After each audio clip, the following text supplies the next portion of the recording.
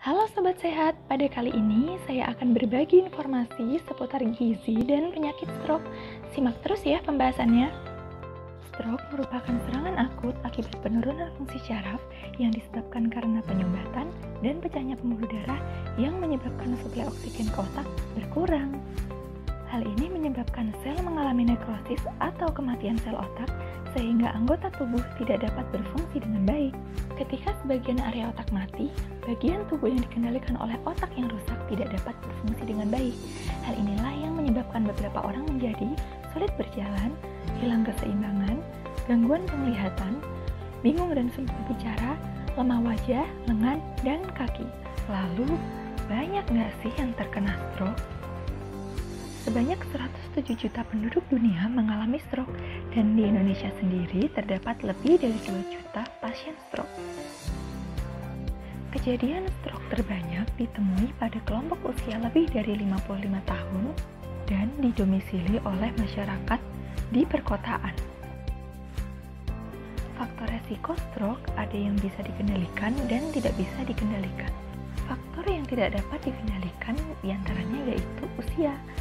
Semakin bertambahnya usia, terjadi kemunduran fungsi organ, salah satunya pembuluh darah otak, yang menjadi tidak elastis dan menyempit.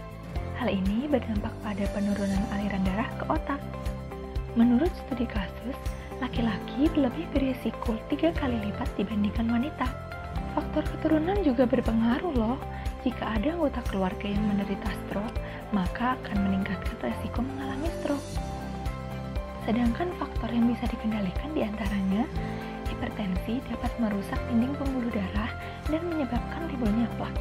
Jika plak ini terlepas, maka akan menyumbat pembuluh darah sehingga dapat menyebabkan stroke. Diabetes juga berpengaruh loh, karena peningkatan gula darah dapat menyebabkan resiko mengerasnya pembuluh darah.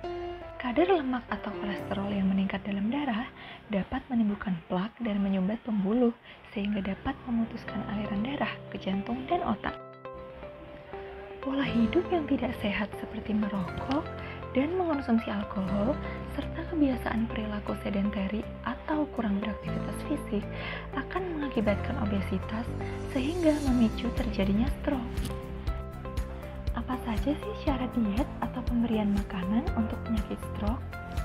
Memberikan cukup karbohidrat serta memilih sumber karbohidrat kompleks dengan indeks glikemik atau kandungan glukosa yang rendah dapat bersifat antiinflamasi sehingga dapat mengurangi peradangan pada penderita stroke.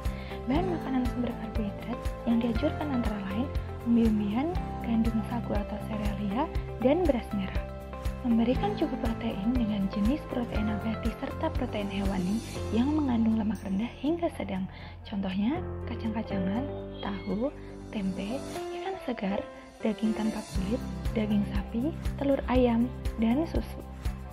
Memilih jenis lemak tak jenuh dan menghindari gorengan, mentega, dan santan kental, serta sangat disarankan untuk menggunakan minyak nabati. Vitamin terutama vitamin A, C, E, riboflavin, B6, asam folat, dan B12, serta mineral terutama kalsium, magnesium, dan kalium yang bisa didapatkan dari buah-buahan dan sayur-sayuran.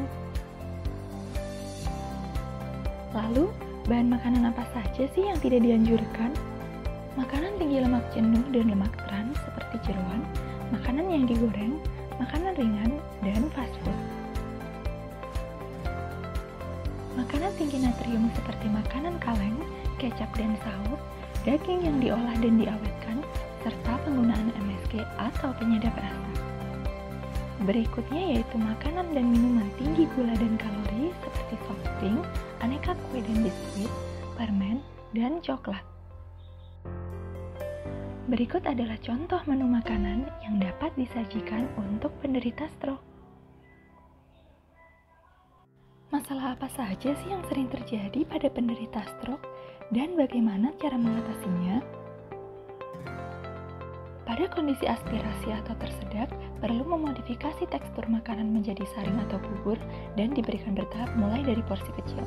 Pada kondisi kesulitan mengunyah, hindari pemberian makanan padat dan sulit ditelan. Mengurangi minuman manis, buah masam, dan sayur yang mentah, serta disarankan untuk memberikan makanan lunak.